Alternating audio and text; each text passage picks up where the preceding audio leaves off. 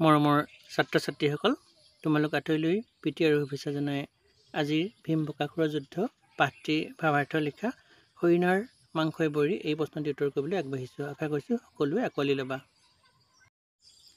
হৰিণা এবিধ বনৰীয়া নিৰ্জীৱ আৰু অতি সুন্দৰ প্ৰাণী।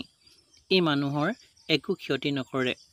সাধাৰণতে হৰিণাই ঘাঁহ বন, গছৰ গুটি আদি খাই জীয়াই থাকে। বননি আৰু পাতল বেৰিনাজাতীয় তৃণ আদি থকা ঠাইত থাকিবলৈ ভাল পায়।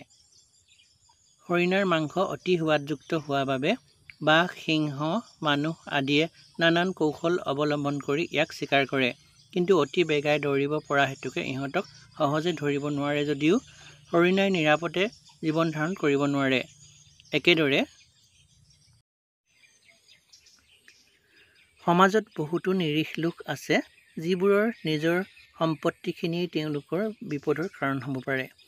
অজস্ৰ সা-সম্পত্তি থকা লোকৰ প্ৰতি অইন কিছু লোকৰ ঈৰ্ষা জাগে। ফলত তেওঁলোকৰ শত্ৰুৰ সংখ্যাও বৃদ্ধি পায়। হৰিণাৰ মাংসই যিদৰে নিজৰ মৃত্যুৰ কাৰণ হৈ পৰে, তেনেদৰেই সমাজৰ কিছু লোকৰ বিশেষ গুণ, সৌন্দৰ্য, ধন সম্পদ আদিয়েও মানুহৰ শত্ৰুৰূপে থিয় হ'ব পাৰে। ছাত্ৰ ছাত্ৰীসকল, তোমালোক আটাইয়ে বুজিবলৈ সক্ষম হৈছা বুলি মই ধৰি লৈছোঁ।